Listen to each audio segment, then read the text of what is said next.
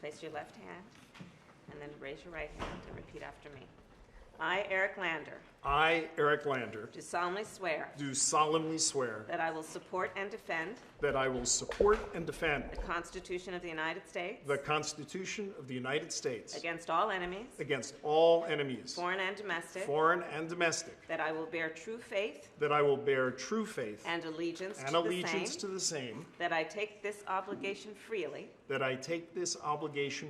without any mental reservation or purpose of evasion, and that I will well and faithfully discharge the duties upon which I am about to enter. So help me God. So help me God. Congratulations, Mr. Director. Congratulations. There we are. Thank you. There we are. Thank you. Here, let's take a photograph.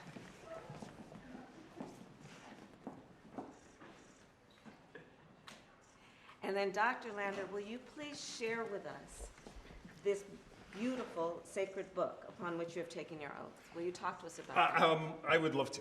This comes from the Library of Congress, and it has a really interesting story. For me, in thinking about an oath of office, I thought about values, and what are my values, the administration's values, what are we all here trying to do?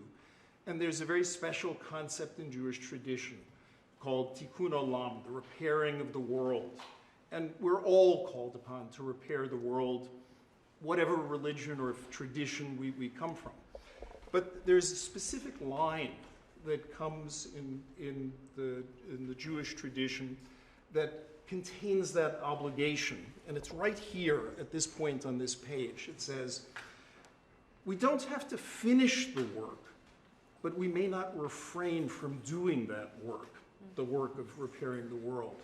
And so that line comes from the compilation of an oral tradition 1,800 years ago in a particular book in that Mishnah, a book called Pirkei Avot.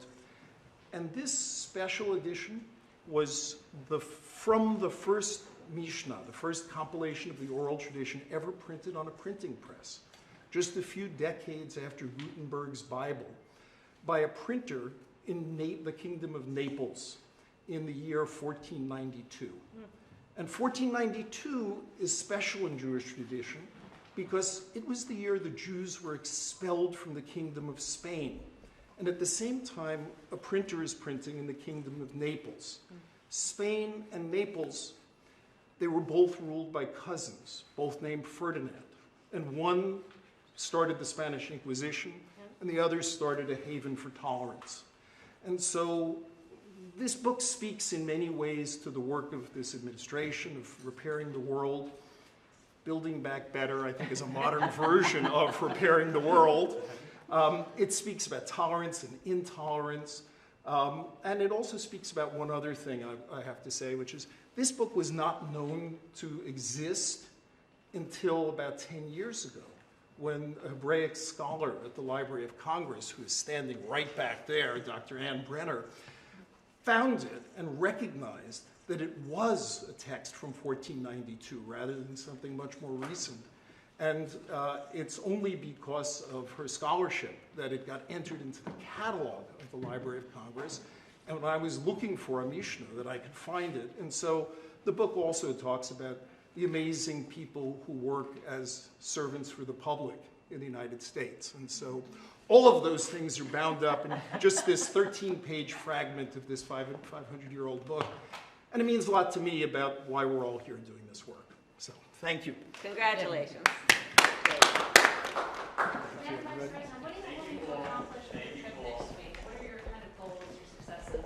Well, it's the first trip, and I'll be meeting at the front leg of the trip with the president of Guatemala, Giamatti, and we have a lot to discuss. It is about what we need to do and can do together to both support the folks who need help in terms of hunger, the economic development piece, the extreme weather, and the impact that has had on their economy. But it's also about having very frank and honest conversations about the need to address corruption, to address crime, violence, and in particular against some of the most vulnerable populations in that country. But I will bring to that conversation also, to bear on this conversation, the work that we've done so far here, meeting with and bringing together CEOs, for example, who are prepared to renew or to begin a relationship with Guatemala. I will bring to bear on this conversation the meetings that we've had with civil society, both in the U.S. and there, in terms of the need, again, to address long-standing issues that relate to disparities in the country. We will bring to bear on the conversation the commitment that various members of our administration are making through their agencies as cabinet secretaries to renew and, in many cases, to upgrade the kind of resources that we are committing to that region to address the root causes. And that, at its core, is what it is. What's that? Are you looking to hear anything specific from them? It's going to be an honest and real conversation. So I'm there to listen as much as I am to share perspective. So thank you. Okay. Thank you, bye.